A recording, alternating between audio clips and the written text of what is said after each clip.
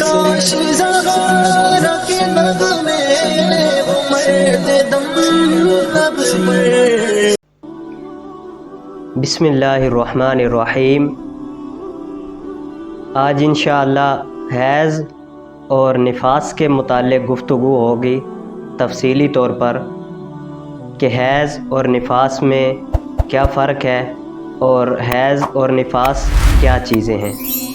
اگر کسی عورت کو تسلسل کے ساتھ خون آتا ہے، یعنی حیض کے دن گزر بھی جاتے ہیں پھر بھی خون آتا رہتا ہے، تو کیا یہ حیض شمار ہوگا؟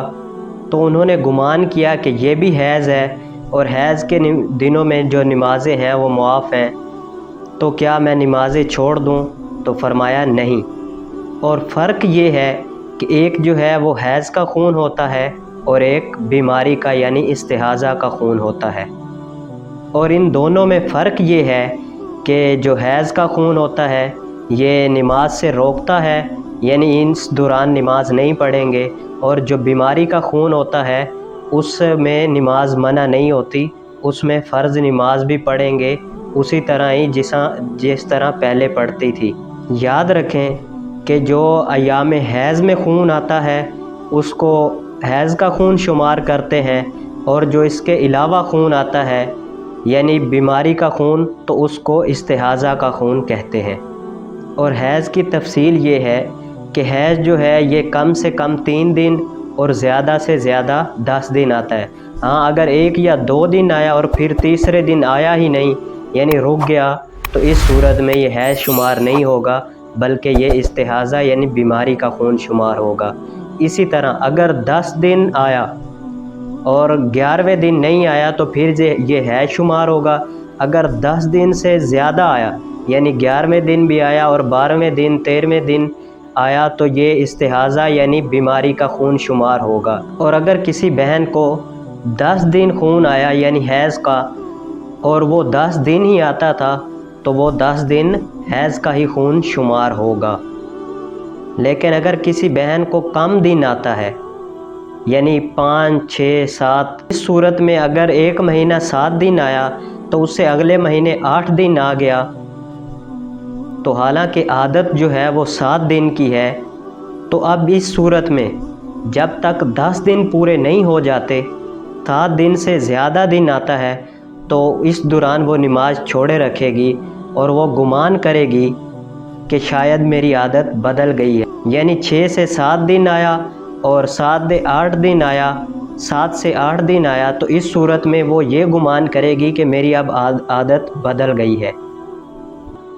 اور اگر یہ عادت تھی کہ 6 دن آتا تھا اور یہ بھی عادت تھی کہ 6 یا 7 یا 8 دن آتا تھا، یہ عادت ہوگی۔ اگر زیادہ دن آیا، مثلا پہلے 7 دن آتا تھا تو اس بار 8 دن آیا ہے، تو یہ سمجھے گی کہ عادت بدل گئی اور نماز کو چھوڑے رکھے گی۔ اور اگر زیادہ دن آیا، مثلا 10 دن تک آیا،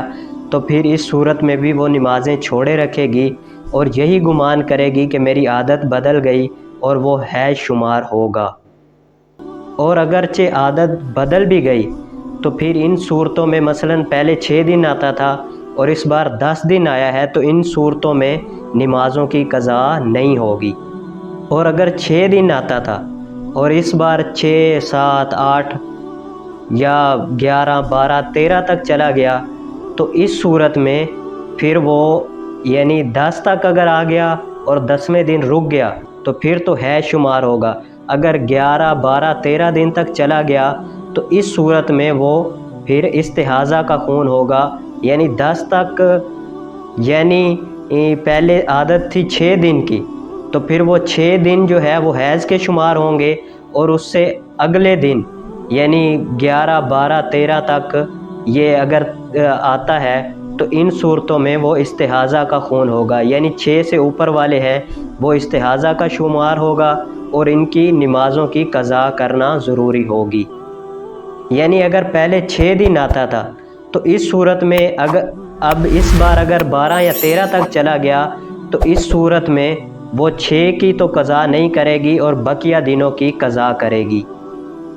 اور نفاس یہ ہے کہ جو بچہ پیدا ہونے کے بعد خون آتا ہے،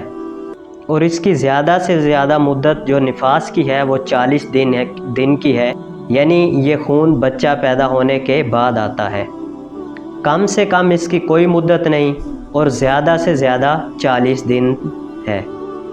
اور اگر بچہ پیدا ہوا اور نفاس کا جو بلڈ خون ہے وہ 3 دن بعد بند ہو گیا تو اس صورت میں اس عورت پر فرض ہے کہ وہ غسل کرے، غسل کرنے کے بعد نمازیں شروع کر دے، یعنی وہ نمازیں پڑھے۔ اکثر یہ دیہاتوں میں رائج ہے، یعنی جو بوڑھیا عورتیں ہوتی ہیں وہ مطلب ان کی ایک ہی دماغ میں بیٹھی ہوئی ہے بات کہ 40 دن تک ہی ہوگا نفاس۔ نہیں، 40 دن تک نہیں ہوگا۔ اگر 10 دن آیا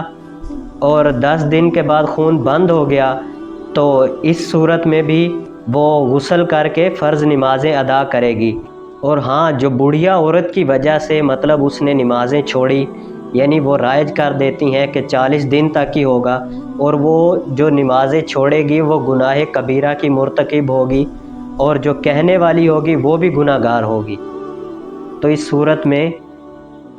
احتیاط کرنی چاہیے کہ جب ہی خون رکے گا تو فوری غسل کر کے نمازیں فرض ہو جائیں گی، وہ نمازیں پڑھے گی۔ اور یہ کوشش کرے کہ پہلا جب بچہ پیدا ہو گیا تو اس صورت میں اگر اس سال آیا تھا 20 دن تو اگلے سال بھی اسی 20 دن تک ہی اس کو نفاس آئے گا، اور اگر اگلے سال 25 دن 30 یا 40 تک بھی چلا گیا تو 40 تک تو نفاس ہوگا۔ اگر 40 سے زیادہ دن گزر گئے تو اس صورت میں پھر وہ 20 تک جو ہوگا وہ نفاس ہوگا، اور جو زیادہ دن تھے، یعنی کیونکہ پہلا جو بچہ پیدا ہوا تھا وہ 20 دن آیا تھا نفاس، تو اب اگلا جو دوسرا بچہ پیدا ہوگا تو اس صورت میں اگر وہ 40 دن سے اوپر چلا گیا تو پھر وہ 20 دن نفاس کے شمار ہوں گے، اور جو مطلب اوپر کے دن ہوں گے، چاہے 20 سے اوپر جتنے دن ہوں گے، چاہے 45 تک چلا جائے یا 44، جہاں تک بھی جائے گا تو وہ استحاضہ کا خون ہوگا، یعنی بیماری کا خون شمار ہوگا۔ تو اس عورت کو چاہیے کہ جب پہلا بچہ پیدا ہو تو وہ اس چیز کو نوٹ کر کے رکھے کہ اس بار مجھے 20 دن نفاس آیا ہے، تو جب دوسرا بچہ پیدا ہوگا تو اس وقت بھی ہو سکتا ہے وہ 20 دن ہی آئے۔ ہاں، اگر 40 دن تک کرے گی انتظار، اگر 40 دن سے زیادہ آ گیا تو پھر وہ پہلے بچے کی ہی جو 20 دن تھا اسی کو شمار کرتے ہوئے وہ اگلے سال بھی اوپر والے جو دن ہوں گے ان میں وہ نمازیں یعنی لوٹائے گی اور ان کی قضا کرے گی۔ اور نمازوں کا جو مسئلہ ہے وہ حیض کے دوران تو منع ہے، یعنی ان کی قضا بھی نہیں ہے، روزوں کی قضا ہوگی ہاں، لیکن جو استحاضہ ہے اس میں نمازوں کی قضا نہیں ہے، یہ تو بیماری کا خون ہوتا ہے، اس دوران یہ نمازیں پڑھے گی۔ اور نفاس میں بھی منع ہے، ہاں نفاس میں یہ ہے کہ وہ مطلب اگر 3 دن آیا یا 10 دن یا 15 دن یا 20 دن تو جب خون بند ہوگا اس کے فوراً بعد نمازیں شروع کر دے گی، یعنی اس پر نمازیں فرض ہو جائیں گی۔ تو امید کرتا ہوں کہ آپ کو حیض، استحاضہ اور نفاس کے مسائل سمجھ لگ گئے ہوں گے۔